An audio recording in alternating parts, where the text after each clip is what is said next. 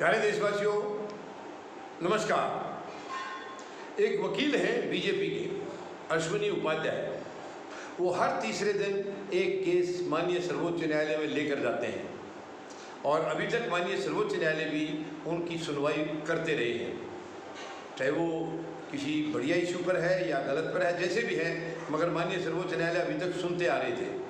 लेकिन कल खुद मुख्य न्यायाधीश महोदय ने, ऑनरेबल जस्टिस रमन्ना साहब ने उनसे ये कह करके उसको सुनने से मना कर दिया है कि अगर सारी चीज़ों पर हम ही विचार करेंगे, ये सारे केस हमें ही देखने हैं, यानी कोर्ट को ही देखने हैं, तो ये संसद, राज्यसभा या लोकसभा ये क्या करेंगे?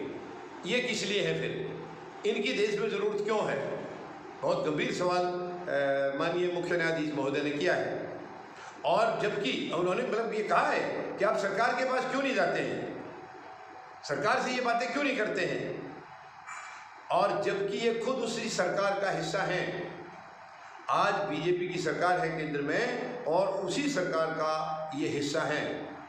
जो एडवोकेट हैं ये बीजेपी के हैं, तो अपनी सरकार से क्यों नहीं करा रहे हैं? ये बात बिल्कुल जायज़ कही है, माननीय सर्वोच्च न्यायालय से बहुत जायज़ टिप्पणी आई है। तो या तो ये इसके पीछे कोई ना कोई इनकी साजिश है। भाई, अपनी सरकार को ना कह के आप माननीय सर्वोच्च न्यायालय में आ रहे हैं, तो क्या सरकार से कोई इशारा लेके आ रहे हैं या कोई और मकसद है किसी चीज़ का यहाँ से निर्णय करा लेना, फिर आप उसकी अपोजिशन या उसके हक में या कुछ आप बात करेंगे?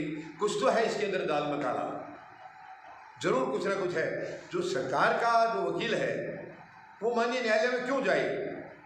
आप तो जो मर्जी करा सकते हैं। आज तो बीजेपी के लिए, इनकी पार्टी के लिए या इनके चहेतों के लिए चांदी ही चांदी है, जो मर्जी करा लीजिए आप। ये सरकार केवल आप लोगों के लिए है, 140 करोड़ लोगों के लिए नहीं है ये। तो फिर आप जो भी करना चाह रहे हैं, आप अपनी सरकार से क्यों नहीं करा रहे हैं? जो भी चीज़ है, छोटी छोटी इशू को लेकर के यहाँ पहुँच जाते हैं, जबकि वो सरकार के अधिकार क्षेत्र की चीज़ें हैं।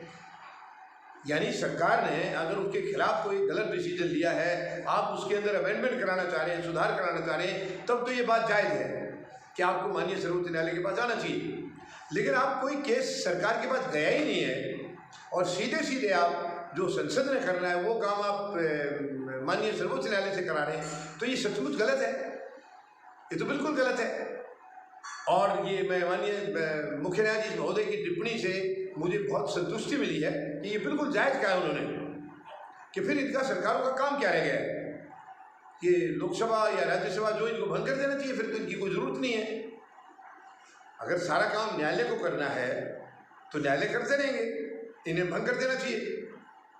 तो मैं उम्मीद लगाता हूँ कि अश्विनी उपाध्याय जरूर इससे कुछ सीख लेंगे, माननीय सर्वोच्च न्यायालय की टिप्पणी से जरूर कुछ सबक लेंगे और भविष्य में जो भी चीज़ करानी है, जो भी किसी इशू को रिजोल्यूशन लेना है उसका, तो अपनी सरकार के पास जाइए, आप सरकार से कराइए। या तो हो सकता है माननीय सर्वोच्च न्यायालय के नोटिस में नहीं होंगी ये बात कि ये बीजेपी के हैं, लेकिन ये बीजेपी के हैं, तो इनको या तो यह है कि भाई सरकार की किरकिरी ना हो, इसलिए माननीय सर्वोच्च न्यायालय से चुपचाप एक साइड से करा लें।